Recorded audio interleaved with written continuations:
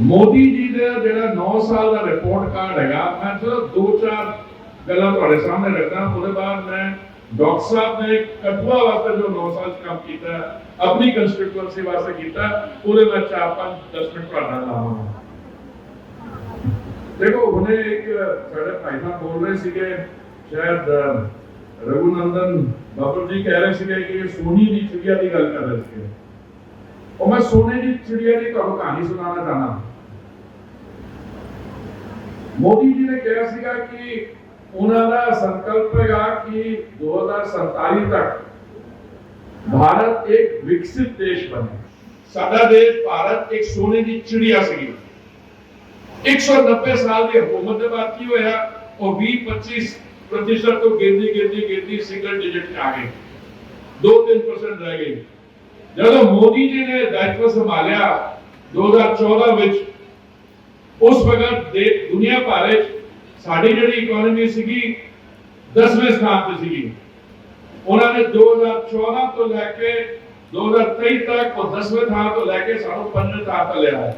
ते एक ग्रुप है अर्नेस्ट एंड यंग, उन्होंने कहा कि 2047 तक साड़ी इकोनॉमी $27 ट्रिलियन की होगी। मतलब आज अगर 3.84 ट्रिलियन की इकोनॉमी है, 5वें स्थान पे हैं, आने वाले साल 1.5 साल ऐसे 3जे स्थान तक पहुंच जाएंगे। पर जो 2047 तक साड़ी जी इकोनॉमी हुई थी, इसको 6-8 गुना ज्यादा हो। साड़ी पर कैपिटा इनकम दुगनी हुई है 2014 से लेकर आज तक। और ये सारा मोदी जी की जेडी इकोनॉमिक स्टाइल है, गवर्नेंस का काम है, पूरा है। मैं 2-4 चीज़ा दसना। जो महामारी का सामना करना पे तब तो असी 80 करोड़ मोदी जी 80 करोड़ साढ़े भैन भरावां नूं दिन का 3 समय का राशन, ड्राई राशन मुफ्त दे रहे हैं। 3 करोड़ से ज्यादा प्रधानमंत्री आवास योजना, शहरी क्षेत्र और आयुष्मान भारत ने हेल्थ अकाउंट्स बने हैं। तो उन्होंने कहा कि जम्मू हर एक नागरिक को आयुष्मान भारत का कार्ड दिया गया। ये तो मैं तुहानू आंकड़े गिनावा तो 2-2.5 घंटे लग जाने। इसलिए असी 9 साल के जी साड़ियां डेवलपमेंट ने मोदी जी की सरकार ने असी हर एक डिस्ट्रिक्ट जाके ग्राउंड लेवल पे जाके इसके बारे चर्चा कर रहे हैं। 9 साल पहले 2014 में वही लोग जो बाहर के अभी प्रशंसा करते हैं, वो हमें फ्रेजाइल मीन्स मतलब टूटने उठने वाली अर्थव्यवस्था, उसमें शामिल करते थे। और अब ये कहते हैं कि ये जो पिछला डेकेड हुआ वो इंडिया का डेकेड था, और अभी आने वाला जो है अगले 2 डेकेड्स की बात करते हैं। वो कहते हैं कि हमारी 47 करोड़ की 2047 तक 27 करोड़ की अर्थव्यवस्था होगी। और आप जैसे देख रहे हैं, इसके कई कारण हैं, क्योंकि एक तो पॉलिटिकल लीडरशिप 2014 के बाद बड़ी फर्म डिसाइसिव रही है। अभी भाई साहब एक बोल रहे थे 2014 से पहले जो पॉलिटिकल डिस्पेंसेशन थी उसको पॉलिसी इन एक्शन पैरालिसिस की बात करते थे।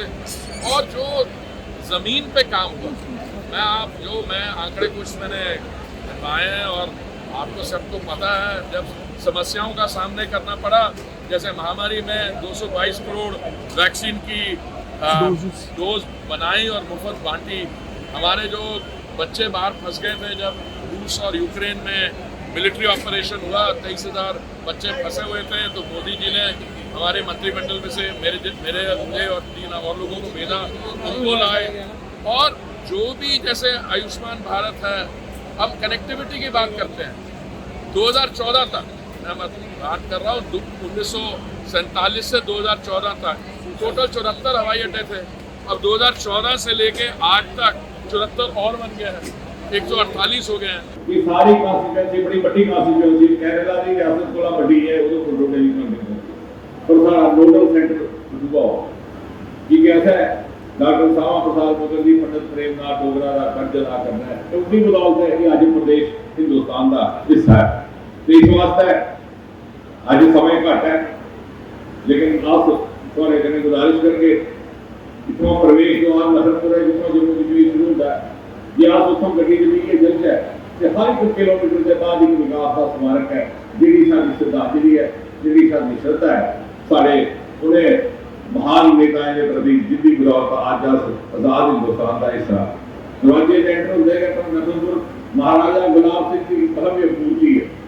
शायद इन्हें आसपास कुछ इस गल का जवाब देंगे कि इन्हें मुख्यमंत्री आए, इन्हें गए, इन्नियां सरकारां आईयां, इन्नियां गईयां, इन्ने शासक आए, इन्ने गए। महाराजा गुलाब सिंह जिहड़े इत्थे संस्थापक है उसकी मूर्ति बनाने का काम साढ़े हिस्से च आया, पर आम ने असीं आशीर्वाद असीं वरदान दिता। 1 किलोमीटर अगे चलो तो पुल है जिहदा जिक्र राजीव होरें कीता। शायद आने वाले समय च इस गल का भी जवाब दिता जाए कि डेढ़ पंचायतें वास्ते 150 करोड़ रुपए, 1.5 पंचायत एक पासे से 150 करोड़ रुपए, और पुल बनाने की कीमत 150 करोड़, अज तक की नहीं बनया। ठीक है, सारे सोचते एक डेढ़ पंचायत का पता नहीं वोट पानी आना नहीं आना। अभी मोदी जी ने सिखाया वोट की राजनीति को ऊपर उठिए काम करना, जेडे काम पिछली सरकारें को रही चुके थे, जिथे जिथे पिछली सरकारें को कोताही हुई उसकी भरपाई करनी, ताकि पिछड़े क्षेत्र की बराबर करिए लिया। एक बड़ी बड़ी पटन बनाई जी दिल की फिटर खाती इतों पंजाब जाना तो पंजाब चा होइए वापस आना तो साढ़े खराब दे अगर तहसील होना वा कचहरी होना कितना नहीं तकलीफ होती। अगर आप पता चल गए तो पूरे ध्याड़ी की पूरी किताब पढ़ने, लेकिन अगर अगे भी जाओ अलमपुरी साहब ने आपका धन्यवाद करता है। देवका के ऊपर हमारा प्रोजेक्ट के उत्तर भारत का पहला नमामि गंगा दी नदी पर प्रोजेक्ट है, अगले मेरे महीने तैयार हो जाना। पुरी साहब का बड़ा शुक्रिया कि तुम सीवेज का भी वैल्यूएशन की है देवका के प्रोजेक्ट में।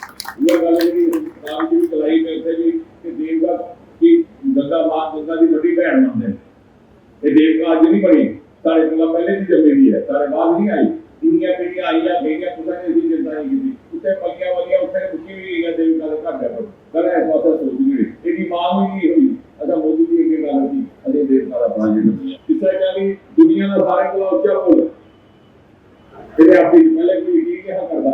एक अपराध से एक पत्रकार महिला आईयां, मैंने कॉलेज पूछा मां थोड़े सा सारे को ऊंचा आपको एलफिल टावर मां तो साढ़े को 35 मीटर एलफिल टावर को लंबी फाइट बना रहा है। ओके थोड़ा यकीन नहीं आया तो विज्ञान यात्री फिल्म बनाई ले आई उसके बाद ही सारे मीडिया ने जो स्वागत रुचि रखी। अगर गल करा तो सारी ध्याड़ी चली जानी, पर मैं अपना जानना कि असा एक अहद करिए निकले। यात्रा शुरू की थी मोदी जी के नेतृत्व में सन 2014 में, तो मोदी जी की मेहरबानियों का नतीजा है कि ये क्षेत्र थोड़ा सा पिछड़ गया था पिछली सरकारों की भेदभाव की नीति के कारण।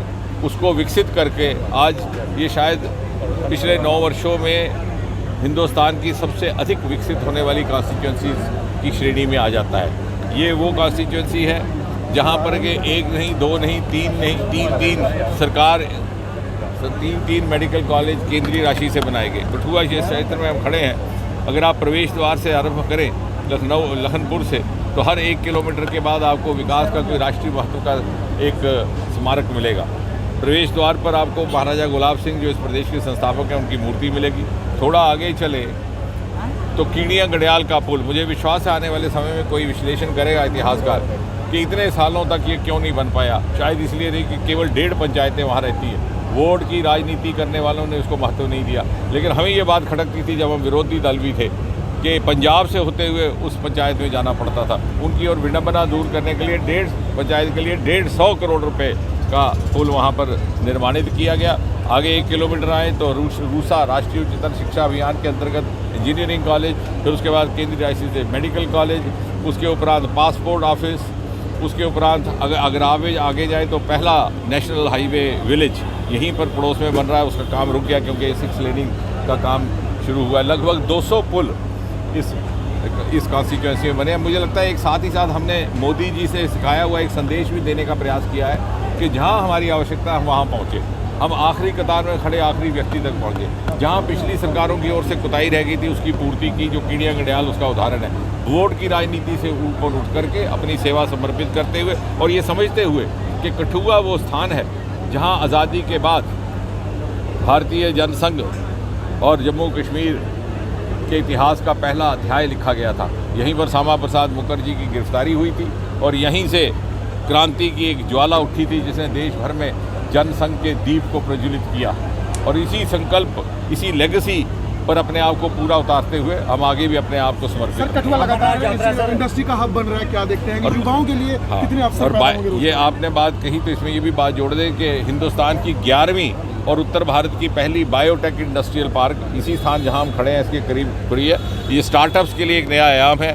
मैं चाहूँगा आपका सहयोग कि हम युवाओं में स्टार्टअप्स का एक कल्चर पैदा करने में थोड़ा सा आपका सहयोग रहे। जैसे कि इसी कॉन्स्टिट्यूंसी का जिक्र मोदी जी ने अनेकों बार किया है। पिछली बार उन्होंने भद्रवाह का जिक्र किया, रोमा मिशन का, लगभग 3000 युवा उससे जुड़ गए हैं। बहुत से बच्चे नौकरियां छोड़ करके आए हैं कॉरपोरेट, क्योंकि वहाँ पर इतना कमाई का, आमदनी का साधन है।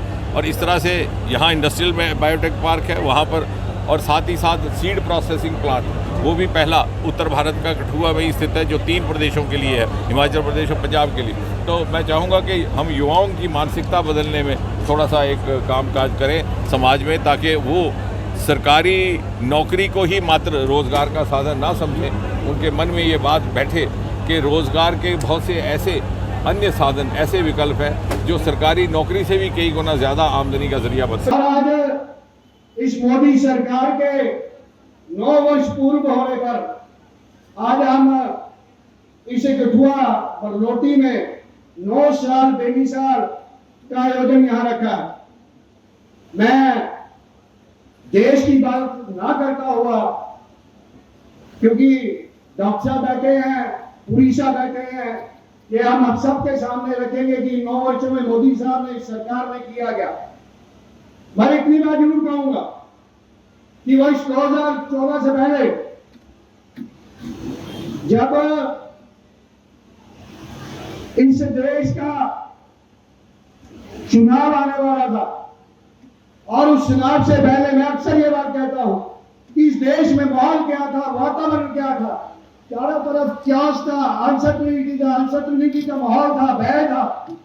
और इस भय में अगर कोई चिंतित है तो आम जनमानस चिंतित है। और मैं अक्सर ये बात कहता हूं कि इस देश की एक स्वाभाविक गुण है इस देश में कि जब भी देश को जरूरत पड़ी तो इस देश के हर वर्ग ने, सर्व समाज ने एक मन से फैसला लिया। उसी तरह वर्ष 2014 में यह फैसला हुआ, कश्मीर से लेकर कन्याकुमारी तक एक मन से, एक आवाज से, एक मत से एक फैसला हुआ कि अगर इस देश का कोई नेतृत्व संभाल सकता है, उसका नाम आदरणीय नरेंद्र भाई मोदी है। और उसका नमूना आपके सामने है, आपके सामने वही रिपोर्ट कार्ड पेश करने हम आए। टेक वन अब आपके व्हाट्सएप पर। व्हाट्सएप करिए हाय 9728253663 पर।